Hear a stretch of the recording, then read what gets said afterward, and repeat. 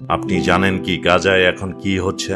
সেখানে কোনো খাদ্য নেই, পরিষ্কার পানি নেই, লোকজন খাবারের অভাবে মারা যাচ্ছে, শিশুরা তাদের বাবা মার সামনে মারা যাচ্ছে, কিন্তু বাবা মা কিছুই করতে পারছে না।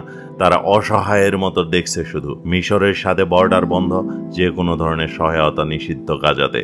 তাদের কোনো পরিত্রাণ নেই, পালানোর কোনো জায়গা নেই, একমাত্র মৃত্যু ছাড়া। জাতিসংঘ ঘোষণা দিয়েছে গাজা ৫ম স্তরের দুর্ভিক্ষে আছে, যেটা সর্বশেষ, এবং এতে মৃত্যু অনিবার্য। কোনো পরিবর্তন না হলে একটা জীবনও থাকবে না গাজাতে। কিন্তু পুরো পৃথিবী শুধু দেখছে। আরব নেতারা নিষ্ক্রিয়, তাদের অনেকে তাদের আত্মা বিক্রি করে দিয়েছে তেল আর ক্ষমতার জন্য। এটা কোনো জাতি অথবা ধর্মের বিষয় না, এটা হলো মানবতা। আমাদের হাতে আর কোনো সময় নেই। পৃথিবীকে জাগ্রত হতে হবে, প্রত্যেকটা মানুষকে কথা বলতে হবে এর ব্যাপারে, এবং প্রত্যেকটা কণ্ঠস্বর শুনতে হবে। আপনার বিবেককে জাগ্রত করুন, এই মেসেজ ছড়িয়ে দিন যে গাজাই আমাদের প্রয়োজন, মানবতার আমাদের প্রয়োজন। ধন্যবাদ।